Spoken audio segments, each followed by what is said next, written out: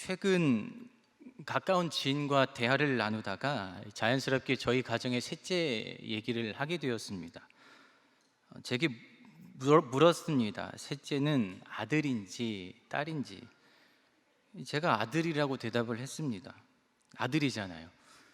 순간 상대방의 얼굴을 보니까 굳이 입을 열지 않아도 이 얼굴이 말을 해주고 있더라고요. 큰일 났네.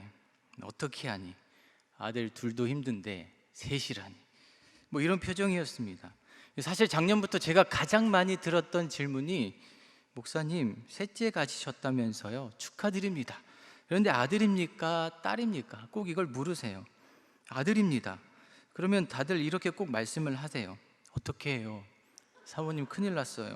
목사님이 많이 도와주셔야 합니다. 그리고 꼭 이 말씀을 덧붙이세요. 목사님 꼭 딸이 있어야 합니다. 아들 다 필요 없습니다. 사모님은 꼭 아들이 있어야 됩니다. 넷째는 꼭 딸을 가지세요.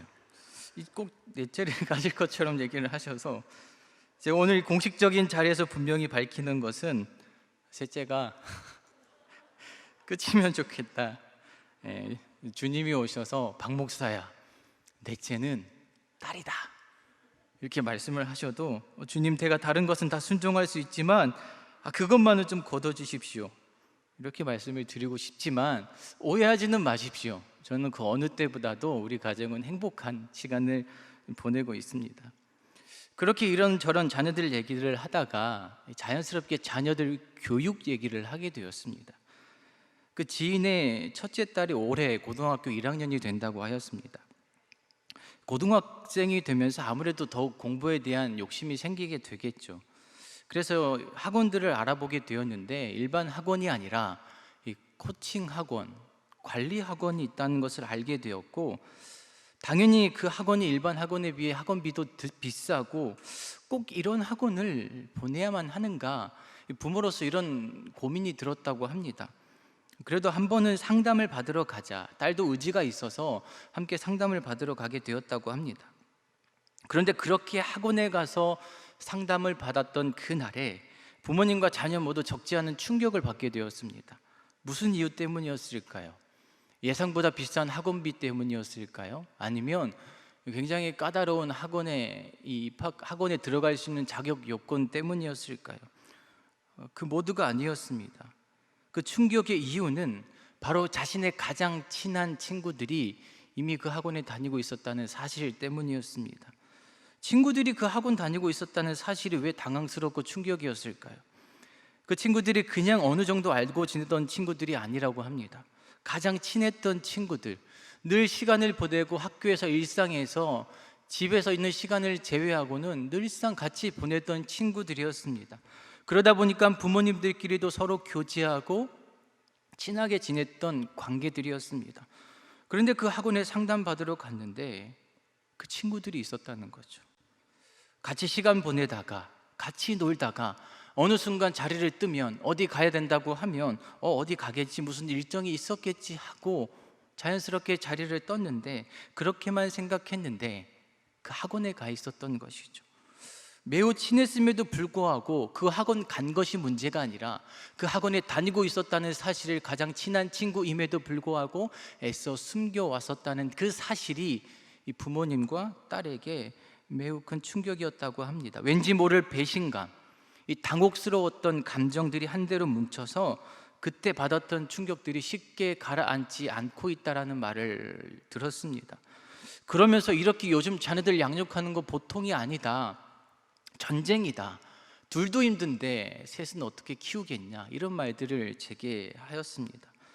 저는 이 이야기가요 그냥 스쳐 지나가지 않았습니다.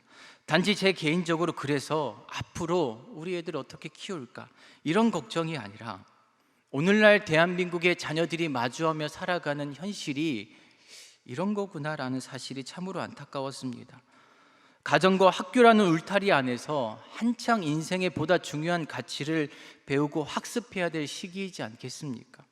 그런데 그런 자녀들이 이미 그 안에서 자신들에게 무엇이 이익인지를, 그 길을 찾아가고 있는 것이죠. 생존 본능을 배우며 그들만의 전쟁, 그들만의 리그를 이미 치르고 있습니다. 저는 결코 그 아이들에게 잘못했다, 책임을 돌리고 싶은 마음은 전혀 없습니다. 얼마든지 우리 삶 속에 있을 법한, 어떻게 보면 굉장히 소소한 일이라고 생각할 수도 있습니다. 여러분 알다시피 오늘은 대선입니다. 대통령을 뽑는 날입니다. 정말로 나라의 국민을 위한 대통령이 선출되고 정부가 세워지기를 저도 국민의 한 사람으로 간절히 소망하고 기도합니다. 하지만 안타깝게도 오늘날 우리가 지켜보는 이 나라의 정치와 지도자들의 모습은 어떠합니까? 진정 국민과 국가를 위해 정치를 한다는 마음이 진심으로 느껴지십니까? 솔직히 저는 잘 모르겠습니다. 오히려 본질은 사라지고 철저히 서로의 이익을 위해 물고 뜯고 양쪽으로 갈라지고 어느 쪽에 설 것인가 늘 눈치 보다가 그렇게 자신들만의 리그를 치르고 있는 정치인들과 지도자들을 보게 됩니다. 그런데 이것이 어디 정치판 뿐이겠습니까? 경쟁이라는 매우 합리적이고 그럴듯한 시스템 속에 어쩌면 우리 모두는 늘상 오징어 게임만 반복하고 있는 건지도 모르겠습니다.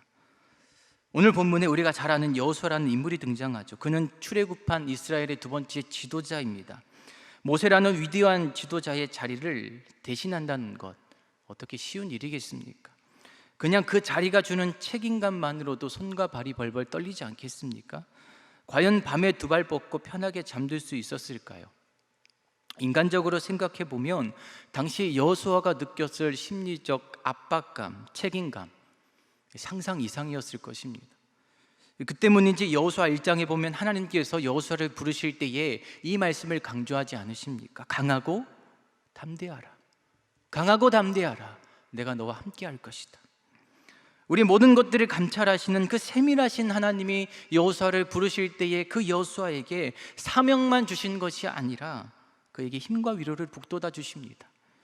이런 하나님의 격려와 위로의 힘을 얻은 여호수아는 더 이상 모세가 생각나지 않을 정도로 재빠르게 그 자리에 적응하기 시작합니다. 관리들을 불러 모읍니다. 그리고 그들에게 하나님의 뜻과 계획을 전달합니다. 그리고 이스라엘이 준비하고 해야 될 일들을 일사천리로 하나하나씩 명령합니다. 하나하나씩 지도자로서의 면모를 보여주고 모세의 부재로 자칫 흔들릴 수 있는 그 이스라엘을 더욱더 끈끈하고 단단하게 이끌어 나가기 시작합니다. 사실 이 여호수아라는 인물은 사사기에 등장하는 그 많은 사사들처럼 갑자기 등장해서 급작스럽게 나라를 이끄는 지도자가 아니었죠. 그는 여러모로 완벽하게 준비된 지도자였습니다. 특히나 전쟁에 특화된 인물이었습니다. 그냥 모의 연습 훈련이 아니라 출애굽부터 40년 광야 생활 동안 산전수전 다 겪은 사람이 여호수아입니다. 그가 두각을 나타낸 것이 출애굽기 17장에 기록된 아말렉 전쟁입니다. 이 전쟁에서 유명한 장면 하나가 있지 않습니까? 전쟁이 일어나자 모세는 하나님의 지팡이를 들고 산 꼭대기에 섭니다. 그런데 모세가 팔을 들면 이스라엘이 이깁니다. 반대로 모세의 팔이 내려지면 아말렉이 이기는 진기한 현상이 발생합니다. 이 상황을 직감한 아론과 훌이 얼른 돌을 가져다가 그 위에 모세를 앉힙니다. 그리고 각각 모세의 한쪽 팔을 해가 질 때까지 붙들어 올려 전쟁에 이기게 됩니다. 그런데 그 전쟁에서 여호수아는 어디에 있었을까요? 그는 전쟁터 한복판에 있었습니다. 아말렉이 공격해 오자 모세가 여호수아를 부릅니다. 군대를 소집하라. 그리고 나가서 싸워라. 여호수아는 곧장 순종합니다. 사람들을 이끌고 아말렉과 싸우는 그 전쟁 한복판으로 뛰어듭니다. 모세와 아론과 훌이 지팡이를 잡고 후방에서 전쟁을 지원했다라면 여호수아는 칼을 들고 직접 전방에서 싸우고 있었습니다. 아무리 모세의 명령이었다고는 하지만 목숨이 왔다 갔다 하는 그 전쟁터 한복판에서 여호수아는 망설임 없이 적진 속으로 뛰어듭니다. 가나안 1차 정탐 때도 여호수아는 12지파 중 에브라임 지파의 대표로 정탐을 하게 되죠. 조금씩 이스라엘 전체의 영향력을 나타내 보이기 시작합니다. 너무나 잘 아시듯이 가나안 정탐 이후에 유일하게 하나님 말씀에 순종했던 사람은 12명 중 갈렙과 여호수아 뿐이었습니다. 80%가 넘는 10명이 정탐 후에 안 된다, 무모하다, 불가능하다, 이건 말도 안 되는 짓이다, 모세에게 항변하기 시작합니다. 그리고 사람들을 선동하기 시작합니다. 돌아가자. 이것은 말도 안 되는 일이다. 돌아가야만 한다. 이때 여호수아와 갈렙이 옷을 찢습니다. 하나님 거역하지 말자. 하나님이 약속을 우리에게 주셨다. 두려워하지 말자. 그는 우리의 먹이다. 밥이다. 그들의 신은 이미 떠났다. 하나님께서는 우리와 함께 하신다. 무엇을 두려워하느냐? 두 명이 외쳐대고 선포합니다. 백성들이 돌을 들어 두 사람을 향해 돌을 던지기 시작해도 그들은 결코 굽히지 않았습니다. 하나님을 향한 절대적 믿음과 순종의 사람, 갑작스럽게 달려드는 적들도 마다하지 않고 오히려 그 한복판으로 달려가는 용기와 실력을 겸비했던 사람, 거기에 수십 년 동안 모세 옆에서 산전수전 다 겪으며 지혜와 경험을 고루고루 갖춘 사람, 그 세월 속에서 자연스럽게 내부적으로는 이스라엘 백성들로부터 신임을 받고 하나님의 신뢰를 받은 준비된 지도자 여호수아. 그런 여호수아가 지금 또 다른 전쟁을 준비하고 있습니다. 전에는 모세를 도와서 전쟁을 치렀다면요, 이제는 지도자로서 전쟁을 준비하고 있습니다. 그 책임감, 부담감 얼마나 심했겠습니까? 그런 그가 여리고성 가까이로 다가갑니다. 아마도 곧 전쟁을 앞두고 적의 동태를 살피기 위해서 그가 접근할 수 있는 적진의 가장 가까운 곳까지 직접 정찰을 간 것 같습니다. 여리고는 이미 이스라엘의 진격 소식을 듣고 그들의 성문을 굳게 걸어 잠그고 만반의 준비를 하고 있습니다. 공격하려는 자, 방어하려는 자, 이 양쪽 진영에서 최고조로 긴장감이 달해 있습니다. 그런 여리고 가까이에 여호수아가 단신으로 정찰을 나온 바로 그때에 자신의 시야 앞에 어렴풋이 한 존재가 보이기 시작합니다. 아무리 살펴봐도요, 이스라엘 사람 같지가 않습니다. 이스라엘 백성들 숫자가 아무리 많을지라도 수십 년 동안 동고동락하며 지내왔던 자신의 민족을, 자신의 사람들을 못 알아볼 리가 없습니다. 이제는 지도자까지 된 그 여호수아가 이스라엘의 사람을 못 알아볼 리가 없는 것이죠. 그렇다면 상대는 누구입니까? 여리고성 백성들, 가나안 민족일 확률이 높습니다. 전혀 예상치 못한 순간에 적이 등장합니다. 하지만 여호수아는 지금 혼자입니다. 더욱이 상대는 칼을 빼어 손에 들고 뭔가 심상치 않은 기운을 내뿜으면서 자신을 바라보고 있습니다. 수많은 전쟁을 경험했던 여호수아입니다. 자신을 마주한 상대가 결코 호의적이지 않음을 직감합니다. 급박한 긴장감이 맴돌기 시작합니다. 여호수아의 피부에 닭살이 돋고요, 그의 머리 뒤로 땀이 연신 흘러내리기 시작합니다. 어느새 자연스럽게 그의 손은 언제라도 상대를 향해 칼을 빼어 들 준비가 되도록 칼집을 향하고 있습니다. 여호수아는 지금 자신 앞에 서 있는 이 범상치 않은 존재를 마주하면서 본능적으로 위험하다 직감하고 전투태세를 취합니다. 전쟁터에서 이것은 너무나 자연스러운 생존 본능입니다. 그리고 상대를 향해 여호수아가 결연하게 이 한마디를 던집니다. 너는 우리를 위하느냐, 아니면 우리의 적들을 위하느냐? 여러분, 전쟁에서 이 질문 매우 중요합니다. 전쟁에서는요, 단 두 부류만 존재합니다. 네 편이냐, 내 편이냐, 아군이냐, 적군이냐. 그것을 확인해야만 상대에게 칼을 빼어 들 것인가 말 것인가, 이것이 결정됩니다. 상대를 죽일지 말지 살릴지, 그것이 결정되는 것이죠. 그 결정을 빨리 내리지 않으면 내가 죽습니다. 따라서 지금 여호수아의 질문은 매우 현실적인 질문입니다. 이 우리나라 역사를 거슬러 올라가 보면 이 땅 한반도가 고구려 백제 신라라는 크게 세 나라로 나뉜 적이 있었습니다. 그렇게 크지도 않은 이 땅에 나라가 세 개로 갈라졌으니 서로 주도권 싸움하려고 얼마나 치고받고 싸웠겠습니까? 끊임없이 갈등하고 분쟁하고 전쟁해 왔습니다. 무엇보다 서로 입장에 따라서 계속해서 정치적으로 외교적으로 줄다리기를 해왔습니다. 이 고구려가 신라와 연합하여 백제를 공격할 때도 있었고요, 고구려의 힘이 막강해지면 이제는 신라와 백제가 연합하여서 고구려와 전쟁을 하기도 합니다. 자신들의 입장에 따라서, 이익에 따라서 끊임없이 네 편과 내 편이 바뀌는 것이죠. 늘 아군 적군이 뒤바뀝니다. 그것이 이 좁은 한반도에서 살아남기 위한 최선의 방법이었고 전쟁이라는 현실이었습니다. 그런데 결국 이 삼국시대를 통일한 나라가 어디인 줄 아십니까? 신라이죠. 가장 풍요롭게 문화의 꽃을 피운 백제가 아닙니다. 가장 강건하여 오늘날 중국 대륙까지 호령했던 절대 강자 고구려도 아니었습니다. 가장 외진 곳에 위치하여 늘 얻어맞고 터지고 서름받았던 나라 신라가 삼국을 통일합니다. 그 때문인지 오래전에 개봉했던 황산벌이라는 영화가 있습니다. 백제와 신라의 황산벌 전투를 모티브로 한 영화입니다. 이때 백제 결사다에 맞선 신라의 장군 김유신이 이런 대사를 합니다. 아마 아실 것입니다. 강한 자가 살아남는 것이 아니라 살아남는 자가 강한 것이다. 실제로 역사 속에서 김유신 장군이 이런 말을 했는지는 모르겠습니다만 이 말 한마디는 삼국시대 속에서 신라의 모습을 너무나 잘 보여주고 있습니다. 백제도 아니고 고구려도 아니고 늘상 얻어맞고 터졌던 신라가 결국은 살아남아 강한 자로 인정받게 되었습니다. 강한 자가 살아남는 것이 아니라 살아남는 자가 강한 것이다. 이것이 전쟁의 현실입니다. 여러분, 그런데 실은 우리가 살아가는 세상이 이와 같지 않습니까? 우리가 늘상 마주하는 현실은 살떨리고 피 튀기는 전쟁터와 같습니다. 강한 자가 살아남는 것이 아니라 살아남는 자가 결국 강한 자로 인정받는 세상이죠.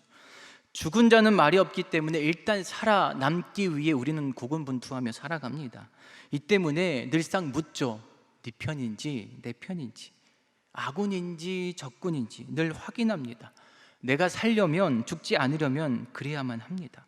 여쭙지 않은 태도와 생각으로 살다가는 나만 손해보고 나만 바보가 되는 생각입니다. 그저 착하고 순진하면 사람들로부터 잠시 칭찬받을지는 몰라도 그 사람은 많은 것을 잃게 되는 현실입니다. 하지만 여기서 네 편과 내 편을 나누는 것, 아군과 적군을 구별하는 것, 그것이 서로 간에 무슨 의리가 있어서 죽어도 나는 네 편이다, 내 목에 칼이 들어와도 우리는 결사 같은 편이다, 이게 아닙니다. 내 유익이 되는 사람이 내 편이고요, 내 유익에 반하는 사람들이 얼마든지 적군이 될 수 있는 현실입니다. 그게 세상이라는 전쟁터이지 않습니까? 철저히 내 이익의 여부에 따라 어제의 적도 얼마든지 오늘의 아군이 될 수 있고 오늘의 아군도 얼마든지 내일의 적으로 변화해서 우리의 뒤통수를 칠 수 있는 세상입니다. 그게 현실입니다.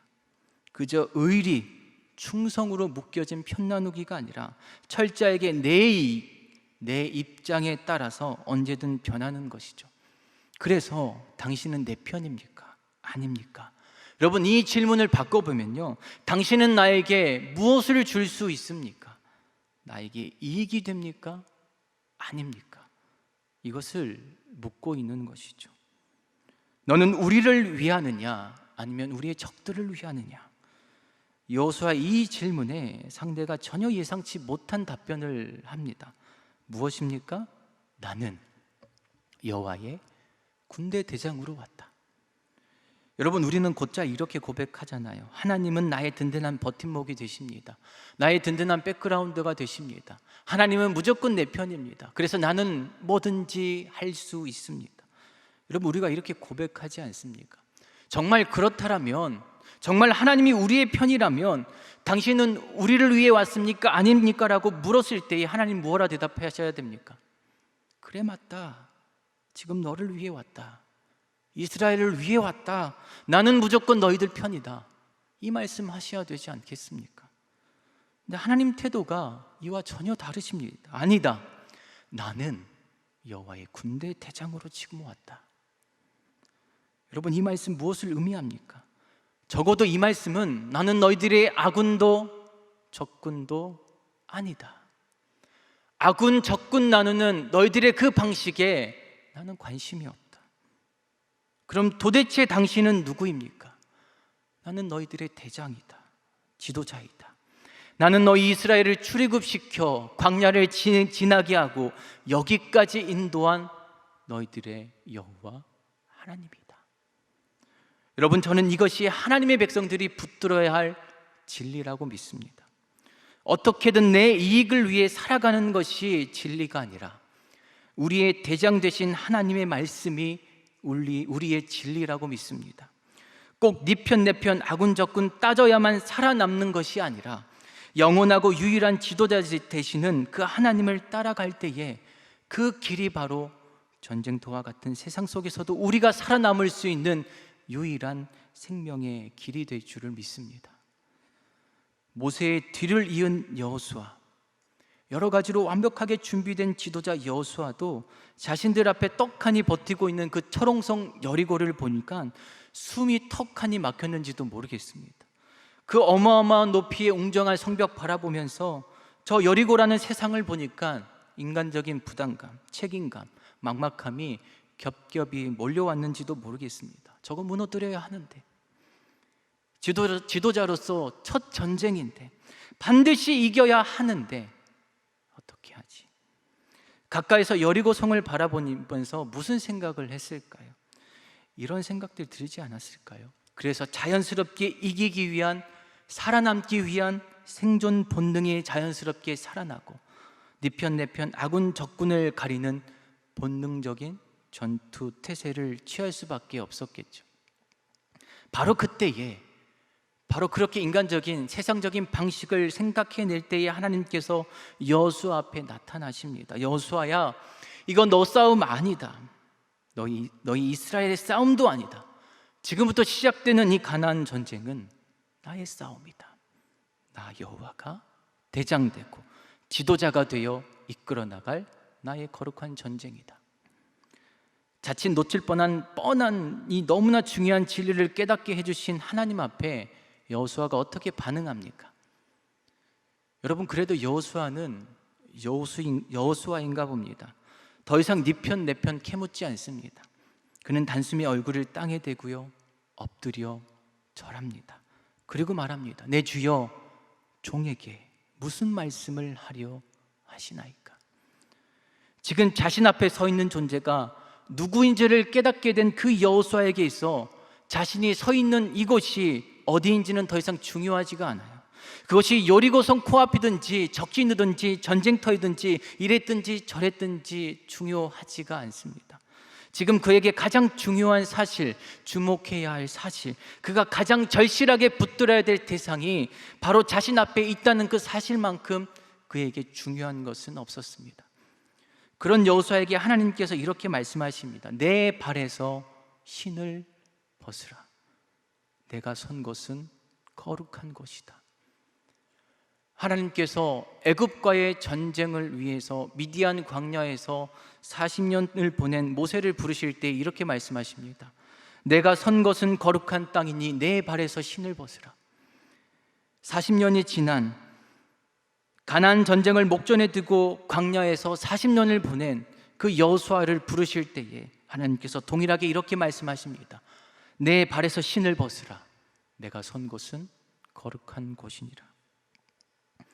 하나님은 과거에도 지금도 미래에도 변함없이 우리에게 한결같이 말씀하십니다. 스스로의 이익을 위해, 우리의 입장을 위해 네 편 내 편 아군 적군 가려가며 싸우는 세상적인 방식이 아니라 철저하게 하나님의 방식에 순종하며 따라오라고 말씀하십니다. 그래서 전쟁에서 칼을 들든 창을 들든 돌을 들든 나팔을 부르든 그 방법이, 그 방식이 중요한 것이 아니라 철저하게 대장 되신 여호와 하나님께 집중하고 순종하며 따라오라고 말씀하십니다. 아니, 하나님, 전쟁이 코앞입니다. 저들의 성벽은 너무나 높고요 단단합니다. 지금 저 여리고 성벽 깨부수려면 우리도 세상적인 방식 사용해야 합니다. 아니, 그래야만 이길 수 있습니다. 교회 다닌다고, 신앙생활 한다고, 하나님 믿는다고 세상에서 바보같이 어리석게 순진하고 착하게 굴다가는 철저하게 도태당하고 망할 수밖에 없습니다. 일단 살아남고 봐야 되지 않겠습니까? 여러분, 우리는 지금 하나님과 여호수아가 대면하는 그곳이 어디인지를 다시 한 번 더 기억해야 합니다. 성막입니까? 여호수아가 하나님께 예배드리고 있는 장소였습니까? 아닙니다. 여리고성 가까이입니다. 적진의 코앞입니다. 전쟁 일어나기 일보 직전입니다. 하나님께서는 오늘날에도 하나님의 백성들에게 철저하게 이것을 원하십니다. 네 편 내 편 아군 적군 확인하고 줄타기하는 싸움, 전쟁터가 아니라요, 철저히 내 이익을 위해 수단 방법 가리지 않고 살아남아야만 하는, 인정받는 그 전쟁터와 같은 세상에서도 하나님은 세상적인 그 방식을 포기하기를 원하시고 철저하게 하나님의 방식에 순종하는 하나님의 백성답게 우리가 살아가기를 원하십니다. 무엇 때문입니까? 거룩한 곳이기 때문입니다. 우리의 삶이, 우리의 가정이, 우리의 나라가.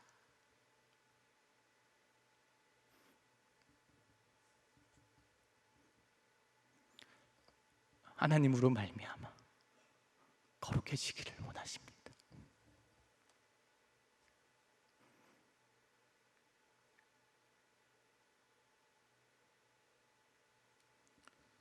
여러분, 하나님께서 함께 하시면 우리의 인생도 거룩한 인생이 될 수 있습니다. 하나님 함께 하시면 우리의 가정도 거룩한 가정 될 줄을 믿습니다. 우리가 그렇게 아까 찬양하지 않았습니까? 아버지여 고쳐주소서, 이 나라가 주의 것 되게 하여 주시옵소서. 여러분, 애초부터 이 나라는 주님의 것입니다. 애초부터 우리의 삶은, 우리의 가정은 주님의 것입니다. 그런데 무엇이 문제였습니까? 우리가 주인 되려고 하지 않습니까? 죄송합니다. 우리가 우리의 능력과 힘으로 주인 되어 싸우려 하지 않습니까? 그런데 우리는 여기서 한 가지를 더 보태려고 합니다. 그러면 하나님, 방법은요? 그래서 내가 무엇을 해야 합니까? 또 방법을 요구합니다. 그래서 어떻게 합니까? 그래서 어디로 가라고요? 길을 묻습니다. 그런데 하나님은 철저하게 그 방식이 아니라, 방법이 아니라 하나님 앞에 철저하게 엎드리고 순종하는 자를 오늘도 찾고 계십니다. 여러분, 하나님은 방법에 관심이 없으십니다. 하나님은 방식에 관심이 없으십니다. 하나님은 이미 그것을 우리를 위하여 준비하고 계십니다. 오히려 우리가 방법을 묻는 것은 하나님보다 문제 해결에 여전히 우리가 결과에 집중하고 있다는 사실을 반증하고 있습니다. 결국 하나님보다 우리가 이기기 위한 싸움에 몰두하고 있는 것은 아닌지 모르겠습니다. 여전히 내 입장, 내 이익을 위해 어쩌면 하나님 앞에, 하나님은 나에게 무엇을 주실 수 있습니까? 내 편입니까? 저들의 편입니까? 여전히 우리는 우리 입장에 서서 하나님 앞에 질문하고 있는 건 아닌지 모르겠습니다. 하지만 여호수아를 보십시오. 내 발에서 신을 벗으라. 내가 선 것은 거룩하니라. 하나님의 이 말씀에 여호수아는 그대로 행하니라. 그대로 행하니라. 순종합니다. 여러분, 이것이면 충분하지 않겠습니까? 여러분, 거룩함은 방법에 묶이지 않습니다. 거룩함은 하나님의 임재와 직결되어 있습니다. 전쟁의 주도권을 가진 하나님께서 우리의 대장 되어 앞서가시면 그 뒤에 우리가 해야 될 방법, 우리가 가야 될 길은 그분께서 인도해 가실 것입니다. 여리고성 전쟁을 보십시오. 여호수아가 그대로 행하며 순종할 때에 여리고성을 어떻게 함락시켰습니까? 여호수아의 방법이었습니까? 그에게 익숙한 방법이었습니까? 세상의 방식이었습니까? 아닙니다.